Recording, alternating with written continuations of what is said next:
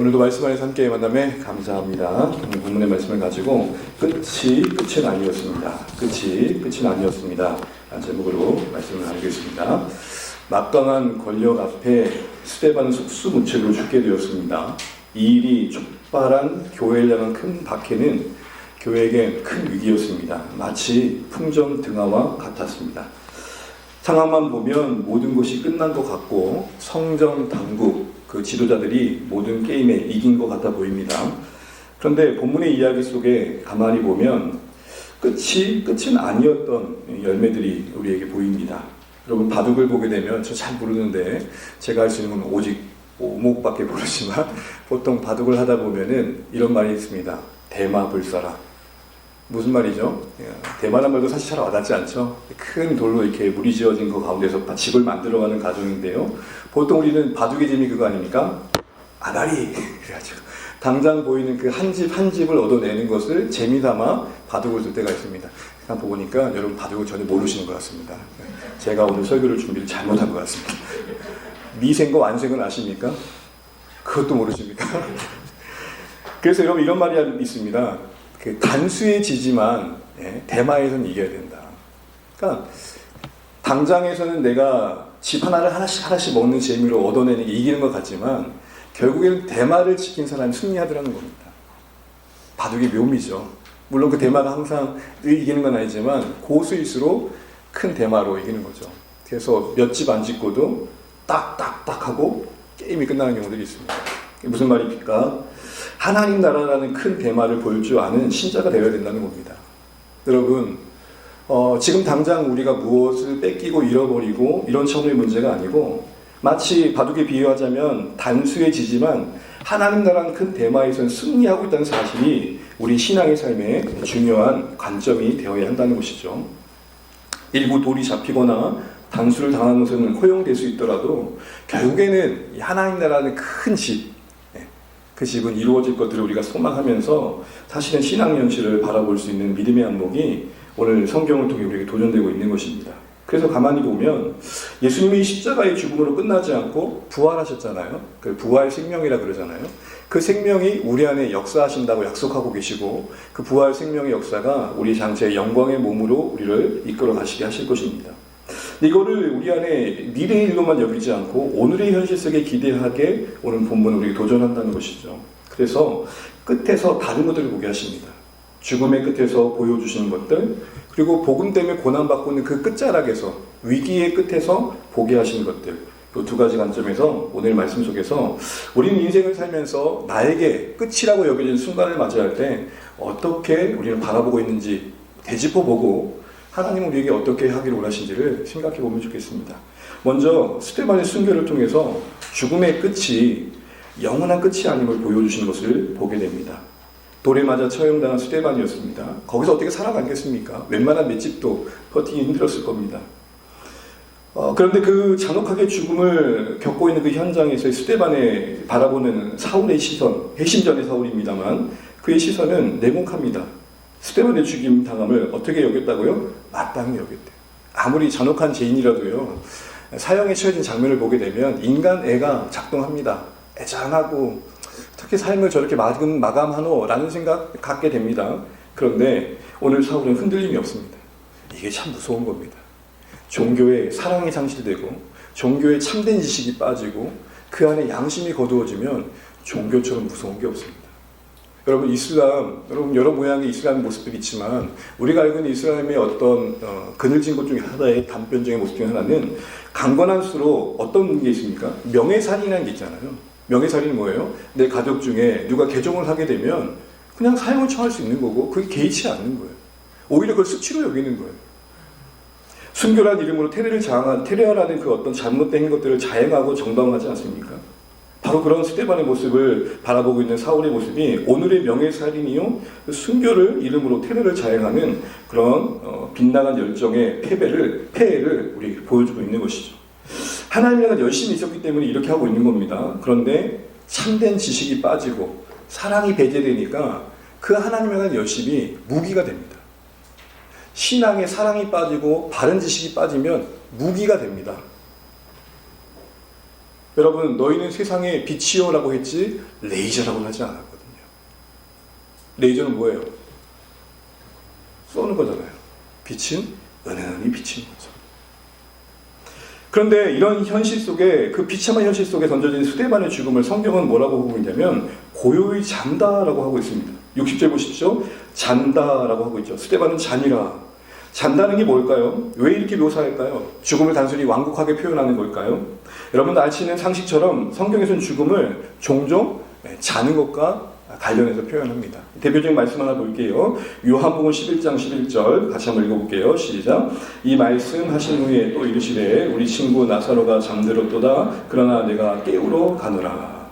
이 말씀의 맥락을 아실 겁니다. 나사로가 무덤에 이제 장사 지낸 그 시점에 제자들 데리고 깨우러 가겠다고 하십니다. 이게 무슨 말입니까? 이미 죽어 장사되어 나흘이 지나 썩을 대로 썩은 냄새가 가득한 그곳에 가셔서 잠자는 나사로를 깨우겠다고 하십니다. 예수님이 나사로가 죽은 현장을 뭐라고 말하고 있습니까? 자고 있다.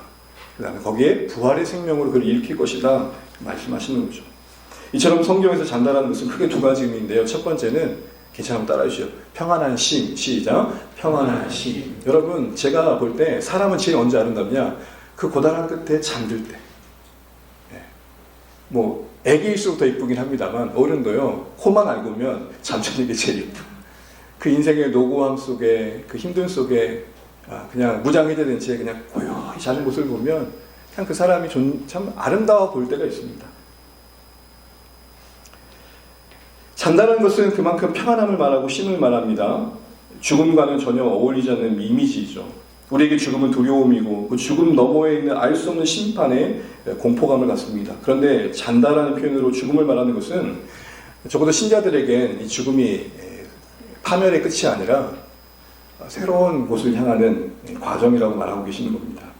마치 문을 열면 이곳에 저곳으로 가는 건너방으로 가는 문지방이라는 거죠. 여러분 여기서 예배관에서 교육관으로 넘어갈 때 문 두 개만 지나가면 넘어가게 되어 있습니다. 여러분 지나갈 때마다 공포감을 느끼십니까? 저기 가면 난 죽을 거야 그러십니까? 자연스럽게 드나들잖아요. 우리에게 죽음이 그런 의미가 있다는 거죠. 문지방 높지 않아요. 그런데 이 죽음의 문을 지나는 이 문지방은 어찌나 이렇게 높은지 신자들에게는 넉넉히 지날 수 있는 문지방이다라는 겁니다. 두 번째 의미는 뭐냐? 바로 다시 깨어날 부활의 날을 예고하고 있다는 겁니다. 여러분 잠들었다라는 것은 뭘 전제로 하는 거예요? 다시? 제가 잤어요. 그 다음날도 안 일어나요? 그 다음도 안 일어나요? 자는 거예요? 죽은 거예요? 사람이 한 번 자면 몇 시간 잘 수 있는 겁니까? 인기척도 없고 그대로 가만히 있으면 그 사람은 자고 있다고 말하자고 뭐라고 그러죠? 죽었나? 그만큼 단다라는 것은 다시 일어날 부활의 날을 염두하고 예수님께서 또 이 말씀을 통해 우리에게 말씀하시는 거죠. 우리는 언제 그러면 깨어납니까? 영광의 몸을 던진다고 그러죠. 바로 예수님의 부활의 그 영광이 우리에게 최종적으로 주님이 다시 오실 날 임하게 된다고 말씀하시죠. 그래서 데살로니가전서 4장 14절 먼저 읽어볼게요. 데살로니가전서 4장 14절입니다. 같이 읽죠. 우리가 예수께서 죽으셨다가 다시 살아나심을 믿으신데 이와 같이 아멘. 그래요. 성경은 우리에게 이 죽음을 잔다라고 표현합니다. 이렇게 표현하는 이유에는 바로 그 평안한 쉼과 그리고 다시 깨어날 날들을 염두하고 있는 소망을 담고 있는 것입니다. 이것을 왜 첫 순교자였던 스데반에게 적용하고 있을까요? 모든 죽음의 성경은 잔다라고 표현한 건 아닙니다. 그런데 오늘 맥락상 기록상으로는 교회의 첫 순교자였던 스데반에게 왜 그 죽음을 잔다라고 말했을까요? 그 뒤에 이어지는 수많은 성도들의 죽음들을 염두한 말씀이 아니겠습니까? 이 땅에서 혹 하나님의 나라를 위해 살다가 생명을 거둬가는 순교의 현장을 만나더라도 그것이 끝과 멸망이 아니라 잠든 것 같은 평안한 시간으로 들어가는 문이며 다시 깨어날 부활의 시간들임을 보게 하시는 거죠. 죽음을 소멸과 절망의 시간이 아니라 부활의 관점에서 보도록 돕는 것입니다. 예, 그렇습니다. 이 부활의 시선, 부활의 안목, 이걸 갖도록 그 죽음의 현장을 잔다라고 보게 하셨던 겁니다. 죽음을 부정하다는 게 아닙니다. 죽음은 현실입니다. 그 죽음을 해석하는 신앙적인 안목은 잠들었다라고 볼 줄 알아야 된다는 겁니다. 다시 만날 날이 있을 것이다. 다시 일어날 것이다. 라는 것이죠. 죽으면 끝이라는 게 익숙한 풍경입니다. 모두가 죽으면 망했다고 말합니다. 그래서 사망이라고 말을 하죠. 죽으면 망했다라고 말을 합니다. 그러나 우리는 부활의 시선에서 그 죽음이 다르게 보이게 되는 거죠. 더 나아가 오늘의 현실에서도 죽음의 기운이 가득한 절망의 현실은 이 부활의 시선 속에서 재해석됩니다. 마치 죽어가는 사람에게 심폐소생을 하는 것과 다르지 않습니다.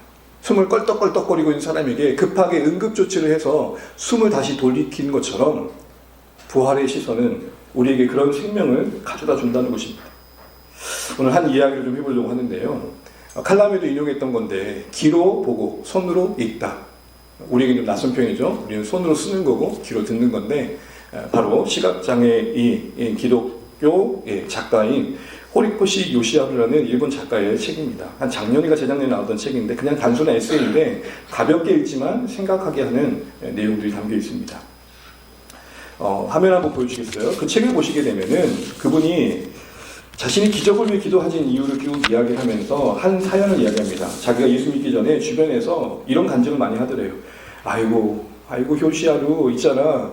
내 주변에 예수 믿고 그렇게 간절히 기도하다가 눈물 흘리다가 눈 뜬 사람도 봤어. 그러니까 그런 기적 같은 간증을 꺼내면서 너도 예수 믿고 기도해봐 라는 말을 늘 들었다는 거죠. 거기에 대해서 그 사람은 예수를 믿기 전에 항상 이런 반론을 펼쳤답니다. 만약 당신들이 말하는 전능의 신이 계셔서 온 세상을 창조하셨다면 장애도 그 신의 손으로 만드셨을 것이다. 내가 시각장애인으로 이 세상을 살아가는 것도 신이 세우신 계획임이 틀림없다. 그렇다면 장애인으로 살아가는 것이야말로 신이 주신 사명이 아닐까? 그런데 왜 나에게 기적을 빌라고 하는가? 라고 반문했다는 것이죠. 그런데 이렇게 반문했던 이 사람도 신앙을 얻게 되고 그렇다고 해서 그 신앙을 얻은 뒤에 그 기도 제목을 가지고 기도한 적은 없었다고 합니다. 여전히 그 생각은 동일했다는 것이죠. 다시 이제 말씀 앞에서 그 생각이 옳았다라는 확신을 하게 되었다는 것입니다. 그런데요, 이 책 내용을 쭉 읽다 보면 뒤에 또 다른 관점의 이야기가 하나 나옵니다. 그러고 있었는데 어느 날 예배 시간에 어떤 한 분이 이 본문을 가지고 설교하는 시간에 어떤 한 분이 손이 자기 눈 위에 올라오는 것 같더랍니다. 기도하는 것 같았다는 거죠. 장님이 맹인이 눈을 뜨는 본문을 가지고 설교하는 그 시간에 어떤 한 성도가 자신의 눈에 손을 얹고 기도하는 듯한 느낌을 받은 거예요.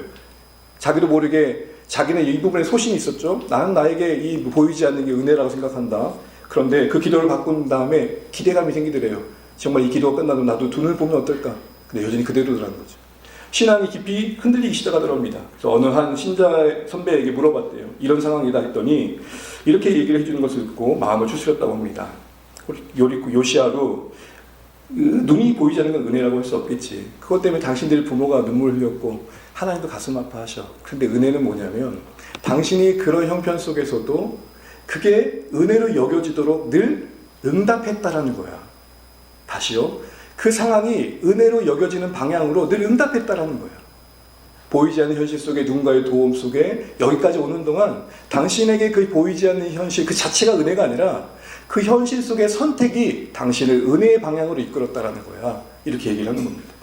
결국 뭘 말하고 있었냐면 그가 그의 보이지 않는 현실을 바라볼 때 처음에는 당연히 은혜라고 생각했지만 그거 자체가 은혜라고 생각했지만 살아가다 보니 진짜 은혜라고 할 수 있는 것들은 그 강박관념에 그래 나는 시각이 보이지 않는 게 은혜지 라는 종교적인 강박에 자신을 가두는 게 은혜가 아니라 수많은 선택들 속에 나도 인간이기 때문에 원망할 수 있고 불평할 수 있지만 그게 은혜가 되는 방향으로 선택을 해오는 응답이 있었다는 겁니다.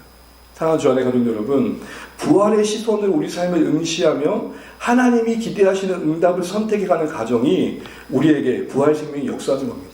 지금 제가 말씀드리고 있는 것은 모든 것을 당연시 여기는 믿음을 말하는 게 아닙니다. 의심이 없고 흔들림이 없고 염려가 없는 모든 게 은혜인데 뭔 염려해 이렇게 말하는 게 아닙니다. 흔들릴 수밖에 없는 우리지만 그 상황이 하나님 편에 보실 때에 우리에게 허락하시는 상황이 은혜가 되는데 은혜로 여겨지는 방향으로 우리가 응답해가는 과정이라는 것이죠. 우리에게 오늘 죽음을 잠으로 표현했던 것은 그 죽음 자체를 그 순간 잔달한 표현으로 바라보는 안목이 동원되음으로 죽음을 재해석하게 했듯이 우리 삶에 찾아오는 여러 현실들을 은혜로 여겨지도록 하나님이 이 상황 속에서 나에게 말씀하신 것에 응답함이 필요하다는 것입니다. 사랑하는 주 안의 가족 여러분, 우리는 요즘 어떻게 이 모든 상황들을 마주하고 계신가요? 정해진 운명처럼 또 어찌할 수 없는 상황처럼만 받아들이고 있는 건 아닌지 그때마다 요구되어지는 하나님의 그 어떤 말씀하심 앞에 바른 응답을 통해 그게 은혜로서 지켜질 수 있도록, 그 자체로 은혜가 아니라 그게 은혜다움을 만들어낼 수 있도록 애쓰는 그런 응답이 있는 신앙이 되었으면 좋겠습니다. 우리는 가끔 어떤 그 사실 자체가 은혜라고 말씀드립니다. 아유, 목사님 그게 은혜죠. 그게 은혜죠. 어려움, 그게 은혜죠. 여러분, 그거 정말 현실을 너무 모르는 거 아니에요? 어려움이 어떻게 은혜예요? 어려움은 힘든 거죠. 괴로운 거죠. 근데 은혜는 뭐냐? 그 어려움 속에서도 하나님께서 말씀하시는 원하신 바에 응답함으로 은혜가 되게 하는 거라는 것입니다. 오늘 이 믿음을 부활의 신앙으로 경험해 갔으면 좋겠습니다. 두 번째로 우리가 보게 되는 끝이 뭐냐면, 교회가 잔멸의 위기로 아주 망하게 된 끝이 보여지고 있는데, 그게 끝이 아니라 오히려 선교의 지평을 넓혀가는 계기가 되었다는 겁니다. 우리 1절 말씀 같이 한번 읽어보겠습니다. 1절입니다. 그날에 예루살렘에 있는 교회에 큰 박해가 있어 사도 외에는 다 유대와 사마리아 모든 땅으로 흩어지니라. 1절에 보는 것처럼 예루살렘에 있는 교회에 큰 박해가 있다고 합니다. 그날이라는 표현은 스데반의 순교를 말합니다. 다시 말해 이 큰 박해는 스데반의 순교로 촉발되었다라고 보고 있는 것이죠. 다시 말해 스데반의 순교가 없었다면, 그 사건이 없었다면, 죽게 된 그 일련의 일들이 없었다면 사실은 이런 일들이 일어나지 않았을 거다라는 겁니다. 그런데 특별히 박해를 큰 박해라고 말하고 있는 건 뭘까요? 왜 교회에 박해가 있다고 하지 않고 큰 박해라고 했을까요? 여기는 한 두 가지 의미 정도가 있는데, 하나는 이전에는 박해가 없었던 건 아닙니다. 그러나 그렇게 체계적이거나 조직적이지 않았던 거죠. 사도들을 감옥에 가두는 정도였지 본격적으로 집집마다 찾아다니면서 적극적으로 끌어내는 건 아니었다는 거예요. 그런데 이제는 스데반의 순교 이후에는 이 사울이 중심을 이루어가지고 조직적으로 교회를 찾아다니고 성도들을 잡았다는 거예요. 본격화됐다는 거죠. 대대적으로 이제 박해가 시작되었다는 겁니다. 그리고 이 스데반의 순교 이후에 그 범위가 좀 더 넓혀졌다는 겁니다. 그 적극성을 3절에 이렇게 표현합니다. 3절 같이 한번 읽어볼게요. 사울이 교회를 잔멸할 때 각 집에 들어가 남녀를 끌어다가 옥에 넘기니라. 여러분, 잔멸이라는 단어를 보면 자주 쓰는 건 아닌데 딱 뉘앙스가 와닿죠. 이 단어가 성경에 한두 곳에 쓰이는데 보게 되면은 사나운 짐승에 비유할 때입니다. 사나운 짐승이 여러분 보통 곱게 수건 두르고 칼로 스테이크 쓰듯이 하지 않잖아요. 어떻게 먹죠, 여러분? 물어뜯고 흔들어 대고 먹는 그 짐승의 부위를 그냥 뜯어내잖아요. 이와 같이 지금 교회가 겪고 있는 어떤 박해의 위협이라는 게 맹렬한 짐승이 사냥하는 것과 다르지 않다는 겁니다. 교회를 파괴하고 뿌리채 뽑으려는 그 노력들이 그만큼 컸기 때문에 그 이름을 큰 박해라고 했던 겁니다. 더 나아가 그 범위가 대대적이었습니다. 1절에 보는 것처럼 사도들은 제외하고 나머지는 다 다른 곳으로 흩어져야만 했습니다. 유대와 사마리아 모든 땅으로 곳곳에 각자가 가야 할 곳을 흩어져야 될 상황이 생길 정도였습니다. 다시 말해 흩어지지 않으면 그 위협을 피할 수 없는, 대안이 없는 그런 압박감이 있는 강렬한 박해였던 것이죠. 그래서 큰 박해입니다. 여러분 보세요. 이 정도로 큰 박해가 일어난 상황에서 교회의 운명은 끝난 듯 보입니다. 진짜 하고 불면 꺼지는 촛불과 같습니다. 이 정도로 보게 되면 교회는 사울이 의도한 것처럼 잔멸하게 될 것처럼 보입니다. 그러니까 보니까 누가 원망스러워집니까? 스데반의 행위가 너무 무모해 보였던 거예요. 그는 어쩔 수 없다고 말할지 모르겠지만 가만히 있는 벌집을 들쑤시는 것 같아요. 여러분 가만 보면 벌집 그대로 둘 때는 괜찮지만 장난친다고 쑤시다 보면 어떻게 돼요? 벌에 테러를 당하잖아요. 대테러를 당하잖아요. 심각한 일이 생겨버리죠. 이건 마치 바둑에 비유하자면 패착과 같다는 거예요. 패착이 뭐예요? 그 한 수 때문에 모든 게임이 끝나버린 거예요. 스데반이 만약 그 공회 앞에서 그 긴 역사를 이야기하면서 그 불순종의 역사를 당신들이 쓰고 있습니다라고 말하지 않았더라면 이렇게까지 되지는 않았을 거예요. 스데반의 죽음은 그 한 사람의 죽음으로 너무 허망해 보입니다. 왜요? 그 죽음 때문에 교회 모두가 지금 망하게 됐거든요. 이때 우리는 내부적으로 교회 안에 서로가 서로를 바라보는 이 스데반을 바라보는 안목이 어땠을까라는 고민을 해보게 됩니다. 혹시 스데반에 대한 불편한 마음이 있지 않았을까요? 우리 그렇잖아요. 같이 연대로 함께하고 있는데 어떤 한 사람의 실수를 해서 전체가 팀이 떨어졌어요. 그럼 여러분 어떤 마음 드세요? 잘했다 그러세요? 아니 너 나갈 타이밍이 아닌데 왜 나가가지고 그런 일이 생긴 거야? 그렇잖아요. 여러분 청중의 부활의 생명이 필요한 것 같습니다. 힘내십시오. 교회 성도들 가운데 어떤 생각인지 한번 상상해 보세요. 저 같으면 아마 이 스데반이 왠지 조금 너 믿음 좋은 거 알겠는데 괜히 그거 나대가지고 아유 진짜 좀 가만히 좀 있었으면 얼마나 좋을 텐데 뭐 이런 생각 했을 것 같아요. 근데 성도들은 어떻죠? 2절 보시게 되면 교회는 스데반을 장사하고 어떻게 우렸대요? 크게 우렸대요. 저는 이게 너무 놀랐어요. 스데반의 죽음을 안타까워하고 있고 도리어 아파하고 있어요. 원망하기보다는 애곡이 가득합니다. 더 나아가서요, 이렇게 공개적으로 스데반을 위해서 장사를 치르고 애곡하는 것은 공회가 볼 때는 이건 저항행위였어요. 왜냐하면요, 처형을 당해서 정당하게 사형을 당한 사람을 위해 누군가가 애도한다는 것은 그 처형의 불법성을 제약하는 거예요. 말도 안 되는 판단이었다고 얘기하는 거고요. 그러니 공회에겐 도전의 행위였겠죠. 그런데도 대놓고 스데반을 위해 애곡하는 장면이 기록되어 있습니다. 여러분 여기서 뭐가 보이십니까? 교회가 큰 박해를 지나면서 더 쪼그라들고 더 이기적으로 바뀌고 누군가를 더 탓하는 쪽으로 갈 것 같은데 교회가 더 교회다워져요. 참 희한하죠. 제가 간혹 얘기했는데 제가 96학번인데요. 전남대에 있을 때 97년도에 신천지가 모든 동아리를 접수하고 기독 동아리를 다 쫓아낸 적이 있었어요. 동방을 해서 다 쫓아냈어요. 그러니까 기독 동아리 CCC, IBF, 뭐 JDM, 뭐 YM 모든 동아리들이 방이 없는 거예요. 여러분 동아리에 동방이었으면 얼마나 불행해요. 신입생도 받기도 어렵고. 근데 제 기억으로는 가장 캠퍼스가 활력이 넘쳤어요.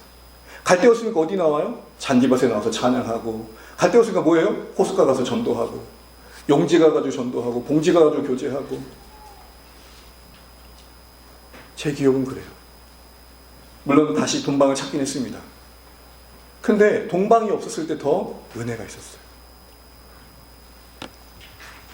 큰 박해를 받는 교회에 안타까운 모습이 있지만 오히려 교회답게 빚어져가는 모습을 봅니다. 도리어 더 하나 되고 있어요. 진정한 가치에 목숨을 건 집중력을 보입니다. 그래서 여러분 바울이 이렇게 얘기합니다. 빌립보서 1장 14절이요. 같이 한번 읽어볼게요. 시작. 형제 중 다수가 나의 매임으로 말미암아 주 안에서 신뢰함으로 더욱 담대히 전하게 되었느니라. 여러분 바울의 매임은 고난이잖아요. 교회의 위기입니다. 바울 같은 큰 사도가 바울이 옥에 갇혔다는 것은 교회에겐 큰 손실이에요. 근데 이 옥에 갇힘이 그에게 사형으로도 이어질 수 있는 상황이었어요. 그런데 교회에겐 어땠어요? 더 큰 담대함을 부여했대요. 바울의 부재가 교회에게 위기일 것 같았지만 오히려 교회는 더 교회다워지는 쪽으로 하나님이 이끌어 가십니다. 여러분 이건 분명한 것 같아요. 아니한 신앙보다 고난을 먹으면 신앙이 더 빛나요. 일부러 괴롭자라는 게 아니에요. 우리 너무 편한 쪽으로 가고 있지 않냐 생각해 보자는 거예요. 하나님이 우리에게 삶 가운데 주님의 백성답게 살아갈 때 피할 수 없는 여러 어려움들이 있어요. 짊어져야 짐이 있어요. 근데 그걸 피하는 쪽으로 가는 게 우리에게 유익하겠는가 생각해 보자는 거죠. 스데반을 원망할 수 있던 분위기에 눈물이 채워졌고 오히려 공개적으로 저항할 만큼의 담대함이 보였고 그들에게 이 시간은 누가 한 사람을 찍어내고 밀어내는 시간이 아니라 정말 다시 한번 자신들의 본질을 고민하고 더 담대해지는 여정이 되었던 거죠. 아니한 신앙이 아닌 고난을 먹으면 신앙. 이건 우리에게 다시 한번 고민할 삶의 부분이 아닌가 싶습니다. 두 번째로 보게 되면 흩어지지 않으면 살아남을 수 없을 만큼 피바람이 불었습니다. 교회에 대한 박해는 점점 더해지고 끝나지 않고 지속되었음을 우리가 보고 있습니다. 진짜 잔멸할 위기였어요. 그런데 흩어진 사람들이 흩어진 곳에서 뭘 합니까? 복음을 전합니다. 제정신이 아닐 텐데 그 흩어진 곳에 가서 복음을 전합니다. 전 이걸 이렇게 표현하고 싶어요. 흩어졌으나 흐트러지진 않더라. 여러분 오뚜기를 보게 되면 여러분 요즘은 아이들이 오뚜기 갖고 노는지 모르겠어요. 오뚜기를 보게 되면 오뚜기를 던졌어요. 그럼 오뚜기는 어떻게 되는 거예요? 오뚜기는 다시 뭐예요? 복원되죠. 이런 오뚜기 보셨어요? 넘어졌다가 일어날까 말까 이런 오뚜기 보셨어요? 보통 오뚜기는 어떻게 해요? 고민하지 않는 것 같죠. 그럼 제발 고민 좀 하고 싶었죠. 왜 또 넘어질 건데 또 일어나냐고. 그 원리는 뭐죠? 중심이 어디 있냐는 거죠. 오늘 신자들은 분명히 흩어졌어요. 그러나 흩어진 그 낯선 곳에서 흐트러지진 않았어요. 상황 때문에 신앙이고 뭐고 나도 모르겠다 할 만한데 그렇지 않았다고요. 마치 민들레 꽃씨가 바람에 날려서 뿌리를 내려 꽃을 피우는 것처럼 보입니다. 어떻게 보면 그런 상황 속에서 그렇게 할 수 있을까라는 생각 속에 바라보게 되면 참 대단해 보입니다. 더 나아가 당시에는 금지의 땅, 금단의 땅이었던 사마리아까지 갑니다. 우리 4절 6절 한번 읽어볼게요. 시작. 그 흩어진 사람들이 두루다니며 복음의 말씀을 전할세 그리스도를 백성에게 전파하니 무리가 빌립의 말도 듣고 행하는 표적도 보고 한 마음으로 그가 하는 말을 따르더라. 빌립은 다음 주에도 보겠지만요, 사마리아 성은 여러분 잘 아시는 것처럼 유대인들이 제일 싫어하는 땅이었어요. 이방인보다도 싫어했어요. 왜요? 이방인과 유대인이 섞였거든요. 그래서 여러분, 유대인들이 이스라엘 백성들이 가장 싫어하는 게 뭐예요? 비빔밥이에요. 섞어 먹는 거 싫어해요. 뭐든 섞은 거 싫어요. 음식에 섞는 건 그들의 정체성의 혼돈이에요. 이방인과 유대인이 핏줄이 삼겨서 만들어진 사마리아인은 거의 개취급 당했죠. 그런데 그 땅에 간 거예요. 아무리 가까워도 그 땅은 밟지도 않았는데 거기에 간 거예요. 벽이 무너졌어요. 어쩌면 이런 상황이 아니었으면 이런 일도 안 일어났다고 보여져요. 그렇습니다. 당황스러운 상황이 고통이었지만 고통만 남는 건 아니었습니다. 어느새 사도행전 1장 8절이 이루어지고 있어요. 성령이 임하시면 예루살렘과 유대와 사마리아와 땅끝까지 복음이 전해지겠다는 그 말씀의 현실이 이루어지고 있습니다. 11장에 가보게 되면 흩어진 자들 중에 일부가 헬라인에게 전도함으로 인해서 안디옥 교회가 세워져요. 여러분 보세요. 스데반이 한 명이 죽은 뒤에 일어난 여러 가지 파장들은 확장이 돼요. 파장이 확장이 돼요. 고통으로만 끝나지 않아요. 교회 가운데 새로운 역사를 써가요. 위기가 포기하지 않으니 계기가 돼요. 스데반의 순교의 파장이 비록 박해를 일으켰지만 교회가 처한 뜻밖의 위기는 그의 교회의 끝이 아닌 하나님 나라의 성교의 관점에서 보면 확장이 되었습니다. 더 나아가 예루살렘의 경계를 넘어가지고 사마리아와 땅끝까지 복음이 전해진 이 일들이 이런 방식으로 이루어질 누가 예측이나 했겠어요? 이게 인생 아닙니까? 우리 예측대로 되지 않고 우리 원하는 것이 내가 생각하지 않은 방향으로 주어질 때가 있잖아요. 창세기의 형들이 요셉을 박해하는 게 그들을 구원하는 하나님의 여정인 줄 어찌 알았겠습니까? 바로의 억압이 요셉을 모르는 애굽왕 바로의 악행이 이스라엘을 고통 가운데 두는 그 현실이 가나안 땅을 향하는 출발이 될 줄 어떻게 알았겠습니까? 사랑하는 전에 가진 여러분, 이걸 우린 전문용어로 뭐라 그러냐? 반전이라 그럽니다. 반전. 이런 놀라운 반전을 오늘 이 고통의 현장에 담아내신 하나님의 뜻은 무엇일까요? 죄송해요. 한번 따라주세요. 끝은 끝이 아닙니다. 끝이 아닐 수 있는 관점에서 삶을 바라보고 인생을 바라보도록 돕고 있는 것입니다. 여러분, 그럼 이제 말씀을 맺으면서 우리의 삶에 적용해 볼 때 끝이 아닐 수 있는 소망은 어디서부터 말미암은 겁니까? 오늘 본문을 다시 보시게 되면 그 고통의 현장에 교회를 뭐라고 표현하고 있냐면 경건한 사람들이라고 표현합니다. 여러분, 성경에서 뭔가 표현할 때 그걸 그냥 간과하지 마십시오. 경건하다는 건 뭐예요? 주일마다 교회에 성경 끼고 가는 그런 걸 말할까요? 그런 경건을 말하는 게 아닙니다. 성경에서 경건하다고 적어도 누군가를 소개할 때는 두 가지가 분명한 겁니다. 하나님의 주권을 범사에 인정하는 겁니다. 그 하나님을 경외하는 겁니다. 범사라고 할 땐 지금 그 경건한 자들은 스데반이 죽고 교회가 고통받는 그 현장 속에서도 하나님이 이 상황을 어떻게 만들어 가실지를 보고 있다는 것입니다. 그런 관점이 담대하게 장례를 치는 용기를 내게 했고 공의 앞에 도전하게 했으며 목숨 건 행동을 하게 했고 그런 경건함이 흩어진 곳에서 흐트러지지 않게 했던 겁니다. 여러분, 우리 홀로 있는 곳에서 왜 흐트러져 버릴까요? 경건함이 상실돼서 그런 거예요. 하나님 날 보고 계신다. 하나님 나와 함께 하신다. 그곳에도 하나님이 계신다. 이걸 다윗 고백으로 조금 문학적으로 표현해 보면 바다 끝에도 계시는 하나님. 그러면서 우리 이 말씀을 정리하면서 시편 말씀이 우리의 한 주간 고백이 되고 묵상이 되겠습니다. 시편 139편 9절 10절입니다. 같이 읽죠. 시작. 내가 새벽 날개를 치며 바다 끝에 가서 거주할지라도 거기서도 주의 손이 나를 인도하시며 주의 오른손이 나를 붙드시리라. 아멘. 새벽 날개를 친다는 것은 문학적 표현이에요. 새벽에 날개가 있어 날개 치는 게 아니고 해가 떠오르는 장면을 말하는 겁니다. 태양이 떠오르는 날개짓듯 하는 곳을 말하는 겁니다. 동쪽을 말하는 거예요. 바다 끝이라는 것은 그 해가 떠서 지는 곳을 말해요. 당시 세계관 속에 해가 지는 곳은 가장 먼 곳, 가장 절망스러운 곳, 가장 끝자락. 내 인생 한 번이라도 가보고 싶지 않은 그곳, 만나고 싶지 않은 장소, 경험하지 않았으면 하는 상황들을 말하는 겁니다. 가장 극한의 장소가 한마디로 뭐냐? 바다 끝이에요. 근데 지금 거기에 다윗이 서 있어요. 그런데 거기서 뭘 경험해요? 거기서도 계시는 하나님. 그 끝에서 하나님의 손끝이 자신의 인생에 다 있음을 경험하고 139편을 고백합니다. 끝이 아니면 그 끝에 하나님의 손끝이 다 있다. 이사야 41장 10절의 말씀을 빌리자면 두려워하지 말라 내가 너와 함께함이니라 놀라지 말라 나는 내 하나님이 됨이니라 내가 너를 굳세게 하리라 참으로 너를 도와주리라 참으로 나의 의로운 오른손으로 너를 붙들리라.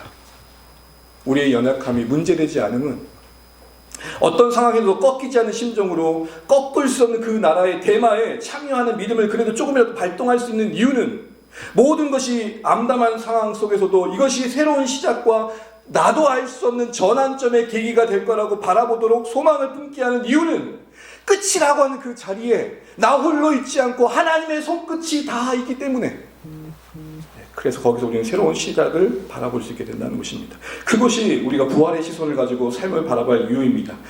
그것이 우리가 부활의 소망을 가지고 죽어가는 현실에 생명력을 부여할 이유인 것입니다. 죽어가는 자녀들에게 부활의 생명을 부여할 이유가 이것입니다. 내 눈에는 죽어가는 자녀인 것 같고 소망 없어 보이는 자녀인 것 같지만 거기에 영적 생기를 부여할 이유는 그 인생을 하나님께서 붙들고 계심을 보고 있기 때문에 하나님의 손끝이 그의 인생에 닿아 있고 하나님의 손끝이 우리 공동체에 닿아 있고 하나님의 손끝이 내 인생에 닿아 있다는 것이 보일 때 그 끝에서 우리는 하나님의 능한 손을 바라보게 되는 것입니다. 사랑하는 주 안에 가진 여러분, 이런 맥락에서 우리는 우리의 인생의 끝이라 여겨진 그 자리가 끝이 되지 않으시기를 간절히 소망합니다. 아무도 우리에게 우리 인생의 마침표를 찍을 권한을 부여하지 않으셨습니다. 그 마침표에 쉼표를 만드시듯 그 마침표에 느낌표를 만드시듯 우리는 오직 하나님이 하실 일을 기대하면서 잠시 쉬라는가 보다 하고 쉴 때도 있고 때로는 새로운 감탄을 만드시는가 보다 하고 경탄케 하시는 하나님을 바라볼 때도 있고 우리한테는 마침표는 우리가 찍을 것이 아니라는 것입니다. 이런 의미에서 오늘 본문을 다시 한번 보게 되면 하나님은 모든 것이 끝나 보이는 순교의 현장과 그로 인해 교회의 잔멸의 현장 속에 우리에게 다시 한번 도전하신 듯합니다. 이 땅의 교회에게 이렇게 말씀하시는 것 같습니다. 끝에라도 끝이 아니다. 그 끝에서도 하나님의 손끝이 다 있음을 함께 바라보면서 우리 평생의 자랑이 하나님이시라면 어떤 경우 속에서도 그 하나님을 경험할 기회로 삼고 오히려 감사할 수 있는 은혜가 되시길 바랍니다. 부활의 시선은 뭐라고요? 당연히 여기는 게 아닙니다. 어떤 분들은 어려운 그 자체가 은혜래요. 그게 아니에요. 부활은 은혜가 될 수 없는데 은혜가 되는 쪽을 선택해 가는 거예요. 어떻게 몸의 불편함이 은혜예요? 어떻게 부족함이 은혜예요? 어떻게 누군가를 잃어버릴 수밖에 없는 헤어짐이 은혜예요? 아픔이죠. 그런데 그거를 하나님의 손끝이 다 있는 현장으로 보면서 이거를 하나님이 어떻게 만들어 가실까를 기대하는 쪽으로 은혜가 되는 쪽으로 우리를 선택하고 응답해 가는 것, 그게 부활의 시선이래요. 우리 너무 경직된 은혜 세계 속에 살지 않을까 싶어요. 저는 그게 참 무서울 때가 있어요. 어떤 분은 그래요. 너무 힘든 것 같은데 아무 고민 없이 은혜인 것 같아요 라고 얘기를 해요. 물론 그분은 하나님과 시원한 싸움이 있은 고백이겠지만 때로는 무서울 때가 있어요. 여러분, 아픈 건 아픈 거예요. 여러분 보세요. 스데반을 장사하는 성도들도 울고 있는데 크게 울고 있어요. 그러면 이렇게 들이댈 수 있어요. 순교가 우는데 울어? 부활할 건데 울어? 이런 관점으로 성경을 보고 있지 않고 있다고요. 사랑하는 주 안에 가진 여러분, 우리의 삶의 끝에 하나님의 손끝이 다 있음을 보시기를 간절히 소망합니다. 그걸 매 순간 바라보면서 은혜가 되는 쪽으로 응답해 가십시오. 그게 우리 인생의 부활의 생명력을 부여하는 것입니다. 그래서 서게 되는 그곳이, 그래서 만나게 되는 그 자리가 하나님이 그래서 이렇게 하셨구나라는 경탄과 감탄의 자리가 되게 하시는 그 하나님을 만나게 되는 게 부활인 것입니다. 우리 이런 하나님의 일하심을 기억하면서 끝에서 하나님의 손끝을 기억하는 승리의 인생 되시기를 간절히 소망합니다.